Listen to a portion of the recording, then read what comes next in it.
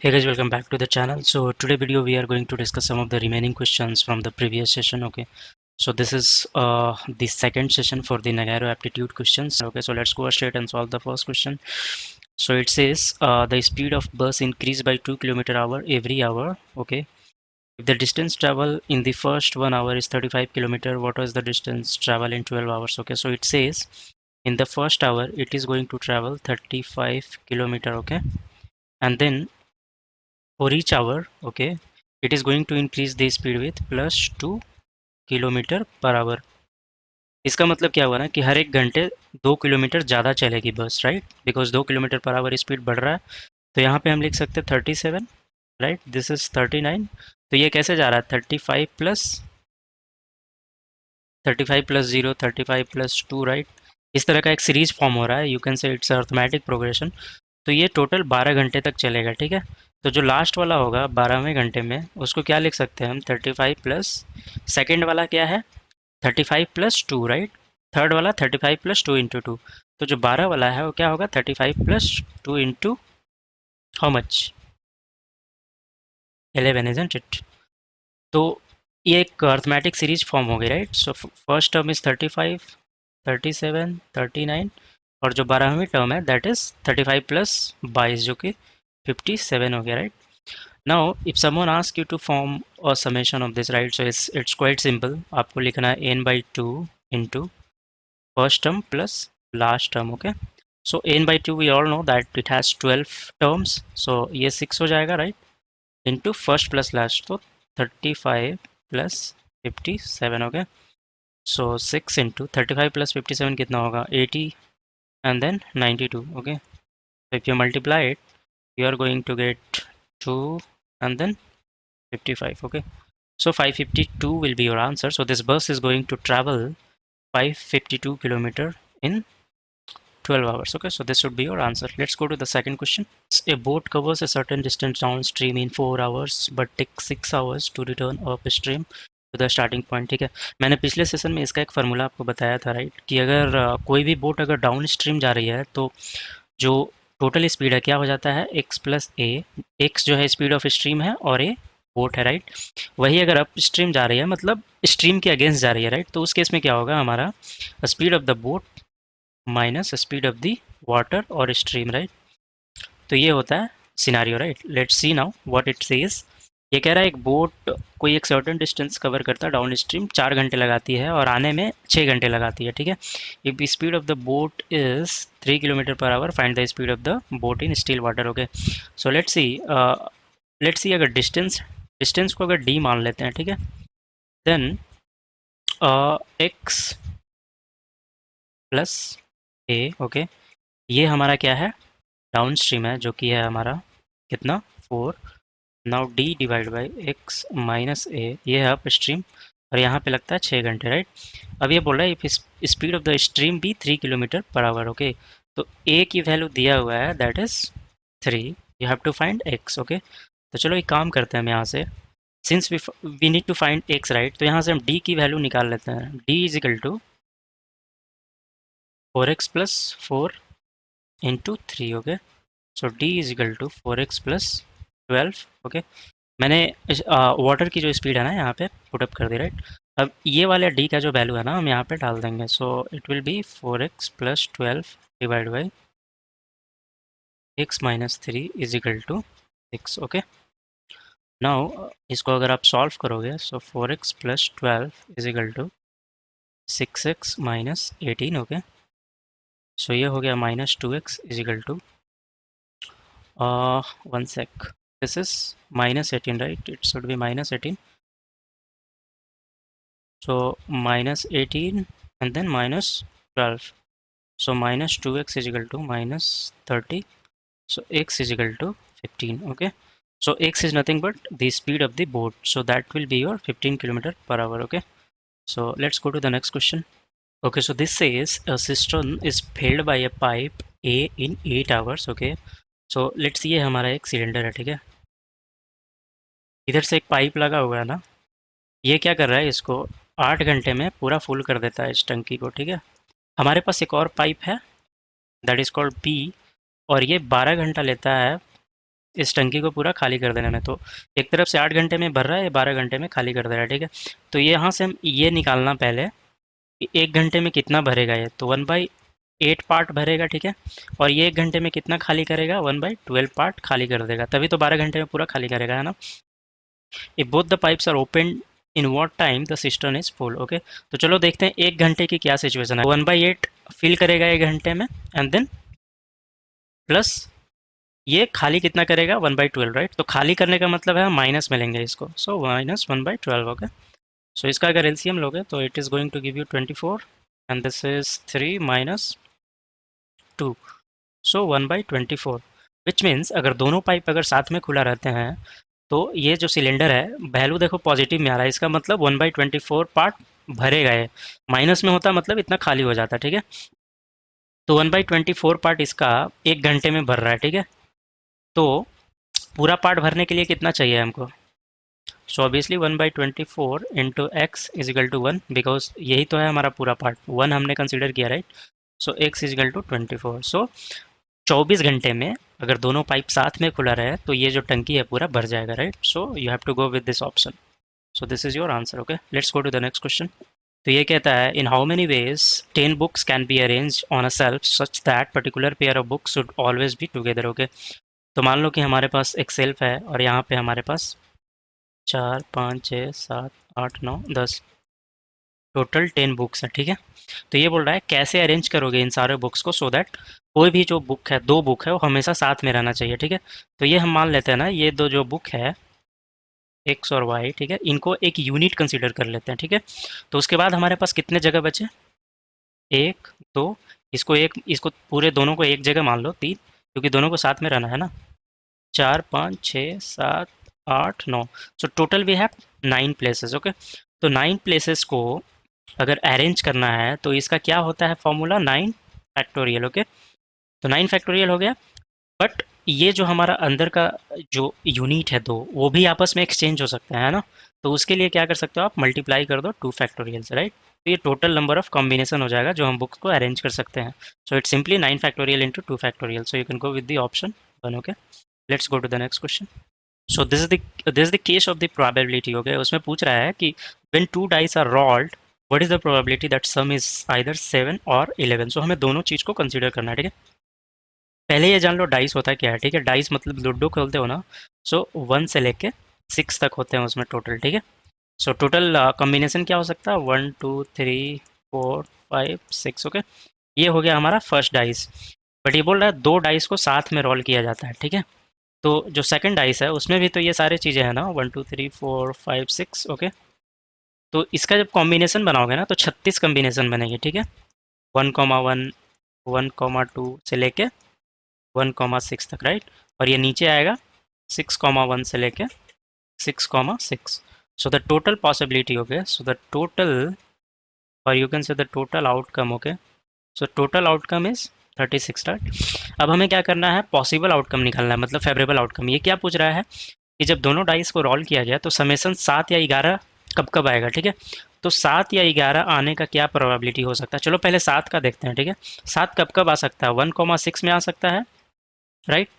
6,1 में आ सकता है, then 3,4 4,2 5,2 and then 2,5। So total कितने हो गए, 4 2 6।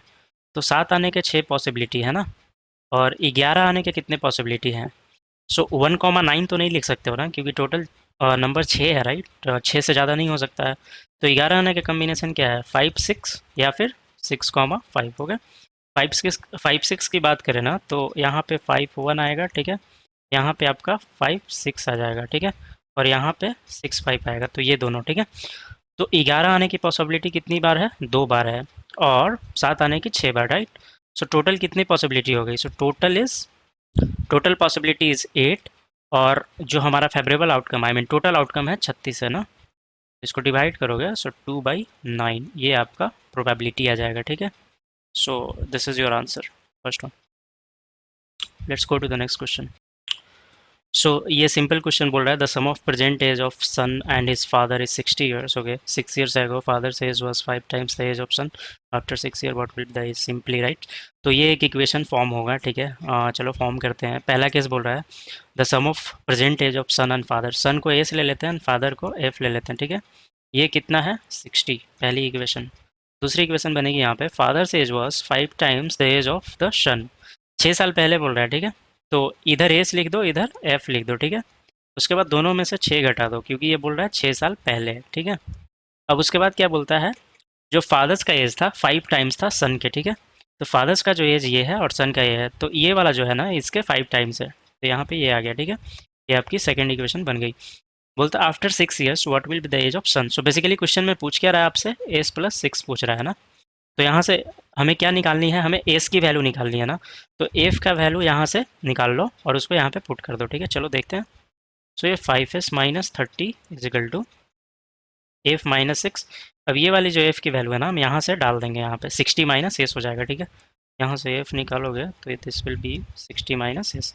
इसको बस यहाँ पे पुटअप कर दो. ठीक है, क्या है कि 5s minus 30 is equal to F minus 6 बोल रहा है ना, एफ की वैल्यू क्या है 60 माइनस एस. ओके, सो इसको इधर ले आओ तो 6s is equal to 90. Right, so S की वैल्यू क्या आ गई 15. मतलब सन की अभी की एज 15 है, बट ये पूछ रहा है 6 साल के बाद क्या होगी. राइट, तो 15 प्लस 6 विच इज़ 21. सो ये वाली ऑप्शन हो जाएगी. ठीक है, चलो let's go to the next question. Okay, ये कह रहा है the ACF of two number is 21 and their LCM is.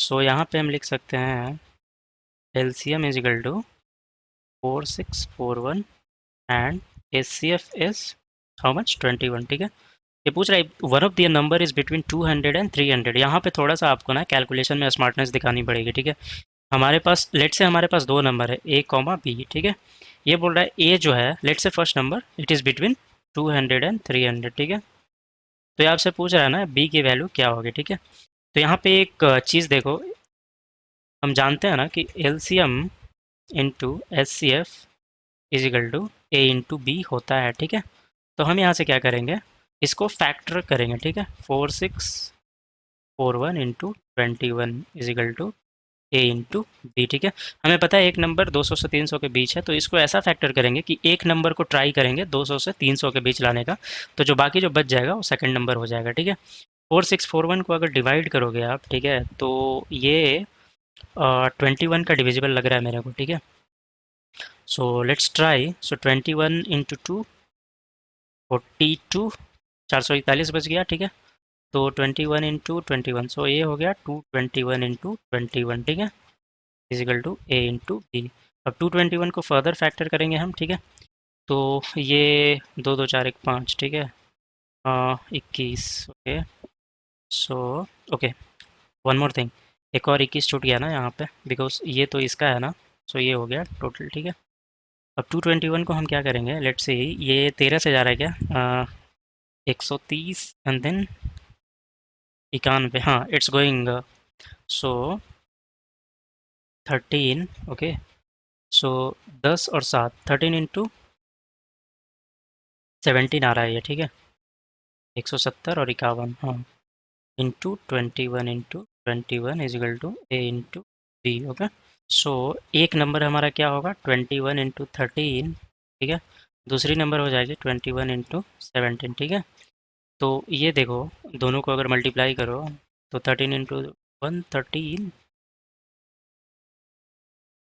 This is 273 and ये कितना आ रहा है.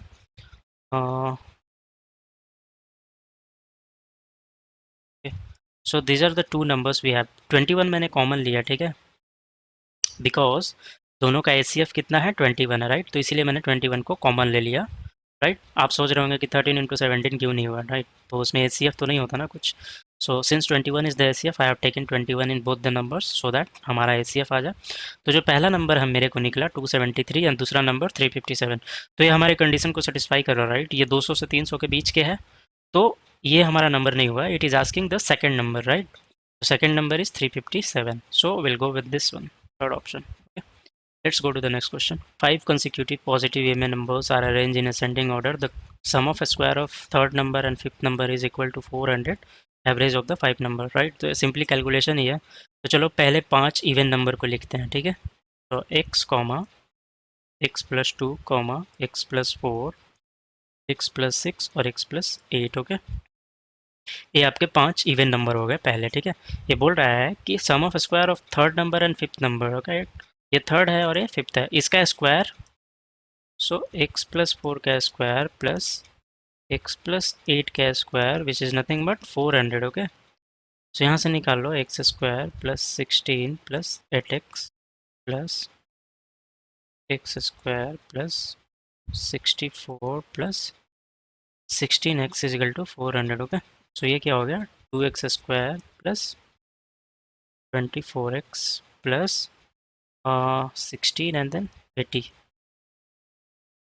Is equal to 400, okay. इसको मैं यहाँ पे लिख देता हूँ सिंप्लीफाई करके। दो को बाहर ले लेते हैं, दो को हटा देते हैं ना, तो ये क्या बचेगा हमारा, x square plus 12x plus 40 is equal to 200, okay. So x square plus 12x minus 160 is equal to 0। So यहाँ से जो फैक्टर बनेगा 20 इंटू 8 बन जाएगा, राइट। सो 20x माइनस 8x, ठीक है, minus 160 is equal to 0। So x को common लोगे, x plus 20 minus 8 x plus 20, okay. So x is equal to दो वैल्यू आई, 8 कॉमा माइनस 20, ठीक है। तो हम 8 को लेंगे, ओके।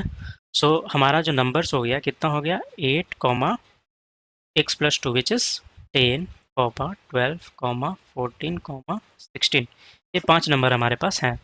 ये पूछ रहा है average of the 5 number, okay. सो हमेशा याद रखो ये जो 5 नंबर लिखे हो, राइट, अगर इसके बीच में कॉमन डिफरेंस, इसका जो एवरेज होता है मिडिल नंबर होगा, ठीक है। So we can go with the 12। So this is the average of the 5 number.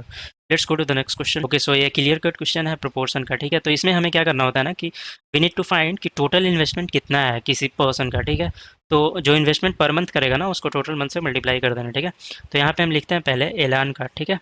एलान का कितना होगा टोटल, 2500 इंटू 8, राइट।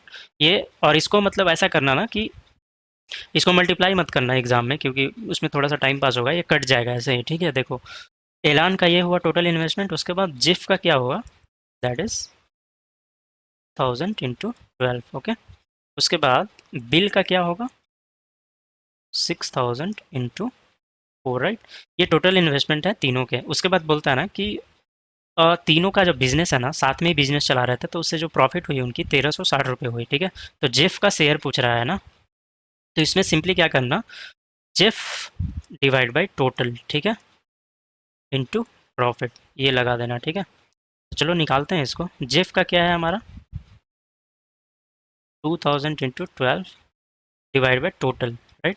तो टोटल हमारा हो गया 2000 into 12 plus 2500 into 8 plus 6000 into 4 into, और प्रॉफिट हमारा कितना है 1360, ओके। तो हम एक काम करते हैं ना, 1000 हटा देते हैं ऊपर नीचे दोनों तरफ से, सो दैट ये सिंपल बन जाएगा कुछ, ठीक है। तो 1000 हटाने के बाद ऊपर कितना बच गया हमारा, 24 इंटू 1360, ओके। मैंने 3 जीरो ऊपर से हटा दिया और नीचे से भी मैं 3 जीरो सब में से हटा दूंगा। तो यहाँ से 3 जीरो हटा दोगे तो क्या बचेगा, 24 24 प्लस, और ये 2500 into 8, right, it is going to give you 20,000। तो 3 जीरो हटा दोगे तो क्या बचेगा, 20 प्लस, ये तो ऐसे ही हट जाएगा 3 जीरो, तो ये आएगा 24, ओके। अब इसको थोड़ा सा यहाँ पे कैलकुलेट कर लो, तो क्या बचेगा, 24 इंटू 1360, ओके। और नीचे का समेसन क्या हो जाएगा, 68, ओके। तो ये जाएगा 4 से, इसे काट दो, सो 16 एंड देन 17, और ये 17 से 8 बार में जाएगा, 0 होगा, right. So this is your, one sec, यहाँ पे कुछ मैंने मिस्टेक करी ना, क्योंकि मैंने 4 से इसको काटा, तो यहाँ पे तो 6 होना चाहिए, राइट। 16 कैसे होगा, सो 6 और 18 दोनों की मल्टीप्लिकेशन कितनी होगी, 480, राइट। सो जिफ की जो प्रॉफिट में शेयर होती है ना वो 480 रुपीज़ होगी, ठीक है, और $480 होगी, okay. So this is how you guys need to calculate, okay. So that is all I had to discuss, guys. So मिलते हैं नेक्स्ट वीडियो में, till then bye bye, take care.